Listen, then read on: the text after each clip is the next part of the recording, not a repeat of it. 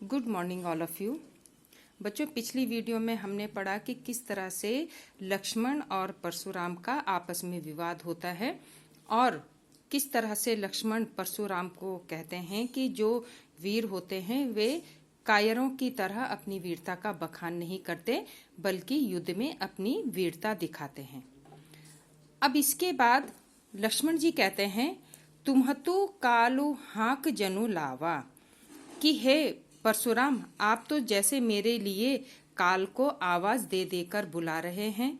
बार बार मोही लागी बुलावा, एक बार नहीं आपने कई बार काल को मेरे लिए आवाज दे देकर बुलाया है। सुनत लखन के वचन कठोरा, अब परशुराम लक्ष्मण के ऐसे कठोर वचन सुनते हैं। लक्ष्मण के कठोर वचन सुनते हैं। परशु सुधारी धरेऊ घर घोरा, फिर वे अपना फरसा सुधार मतलब उठा लेते हैं उसको मारने के लिए, लक्ष्मण को मारने के लिए। अब जनी देई दोषु मोही लागू, अब परशुराम को इतना क्रोध आ जाता है कि वे अपने फरसा को उठाकर कहते हैं कि अब जनी, अब लोग देई दोषु, मुझे दोष मत देना।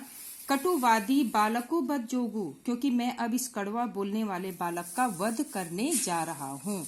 बाल बिलो की बहुत में बाचा, अभी तक मैंने इसको बच्चा समझकर बचाया छोड़ा है। अब ये हो मर निहार भासाचा, लेकिन ये सच है कि अब ये मरने वाला है मेरे हाथों से।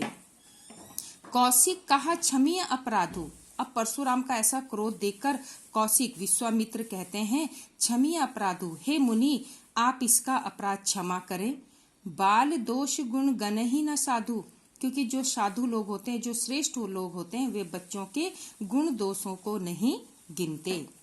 खर कुठार में अकरुण को ही, अब परशुराम कह रहा है कि जो मेरा ये फरसा है यह बहुत ही निर्दयी, अकरुण बहुत ही निर्दयी है। आगे अपराधी गुरु द्रोही, और मेरे आगे तो मेरा गुरु का द्रोही खड़ा है। गुरु का द्रोही कौन है? लक्ष्मण, मेरे गुरु का द्रोही खड़ा है। उतर देत छोड़ो बिनु मारे, मैं इसको बिना मारे, हे विश्वामित्र मैं इसको बिना मारे छोड़ रहा हूँ। केवल कौशिक शील तुम्हारे, हे कौशिक, कौशिक किसको कहा है? विश्वामित्र को। हे विश्वामित्र, सिर्फ तुम्हारी विनम्रता, तुम्हारी शीलता के कारण मैं इस बालक को जीवित छोड़ रहा हूँ। नता ये ही काटी कुठार कठोरे, नहीं तो मेरा फरसा अभी इसके टुकड़े टुकड़े कर देता। गुरही उरिन होते श्रम थोड़े, और मैं थोड़ा सा परिश्रम करके अपने गुरु के ऋण से मुक्त हो जाता। गाधी सुनु कहा हृदय हंसी, मुनिहि हरि यरे सूझा, अब जब परशुराम ऐसी बातें करते हैं तो विश्वामित्र मन ही मन में हंसते हैं। मुनि ही हरि हरे की, और सोचते हैं कि इस मुनि को सब जगह हरियाली ही सूझ रही है, मतलब ये इनको मारना इनको बहुत आसान काम लग रहा है। ये इन्हें क्या समझ रहे हैं? साधारण व्यक्ति समझ रहे हैं। अयमय खांड ना उखमय अजहू न बूझ अबूझ, ये इन्हें एक गन्ने के समान समझ रहे हैं। गन्ने के समान मतलब एक साधारण व्यक्ति। अयमय खांड, जबकि इनको शायद पता नहीं कि ये कौन है, विष्णु के अवतार हैं, ना कि एक साधारण मनुष्य हैं जिनको ये अपने फरसे से डराकर या इनको मार देंगे।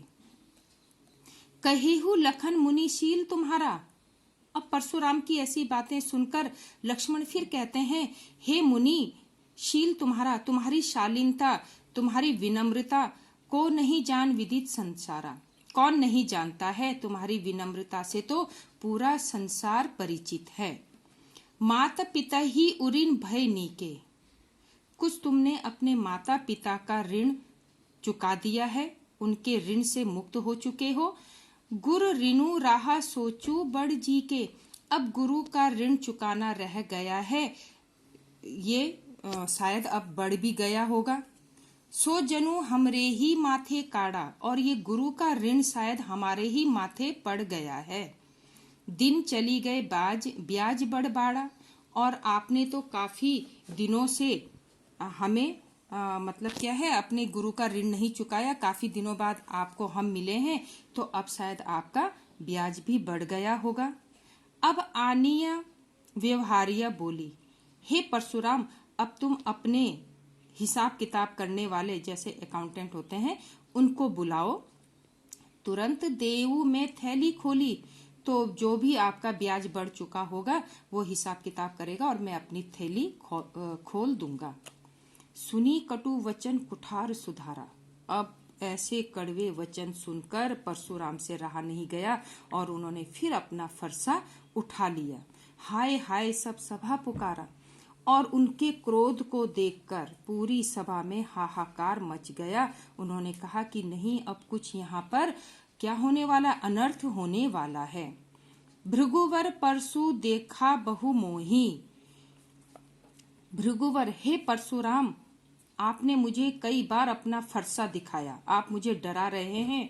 विप्र बिचारी बचो निरुपद्रोही, लेकिन मैंने तो अभी तक आपको ब्राह्मण समझकर आपसे कोई वैसा क्या क्षत्रियों वाला काम नहीं किया। नृपद्रोही, तभी ब्राह्मण होने के कारण हे राजाओं के क्षत्रियों के शत्रु आप बचे हुए हैं।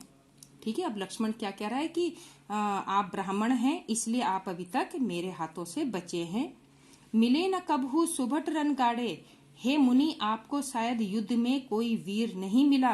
द्विज देवता घर ही के बाड़े, द्विज देवता कहते हैं ब्राह्मण, हे ब्राह्मण आप तो घर ही के बड़े हैं, घर ही के शेर हैं।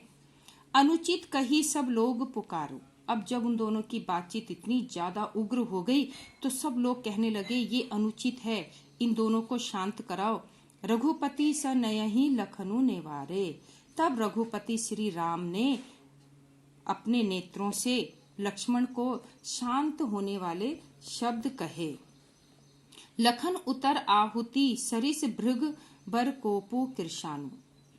लखन उत्तर, लक्ष्मण के उत्तर, भृगुवर कोपु परशुराम के क्रोध को, आहुति परशुराम के क्रोध रूपी अग्नि में घी का काम कर रहे थे। अर्थात जो लक्ष्मण के उत्तर थे वे परशुराम के क्रोध को और ज्यादा बढ़ा रहे थे। बढ़त देखी जल सम वचन बोले रघुकुल भानु। अब इन दोनों की बातचीत को बढ़ते हुए देखकर उनकी अग्नि रूपी जो इनकी बातचीत थी उसमें रघुकुल श्री राम ने जल के समान शीतल वचन बोले। तो बच्चों ये आपका जो ये पाठ है अब यहाँ पर ये समाप्त हो गया और कल आपके जो ये क्वेश्चन आंसर हैं ये मैं आपको दूंगी, तो वो आपने अपनी फेयर नोटबुक में करना है। Thank you.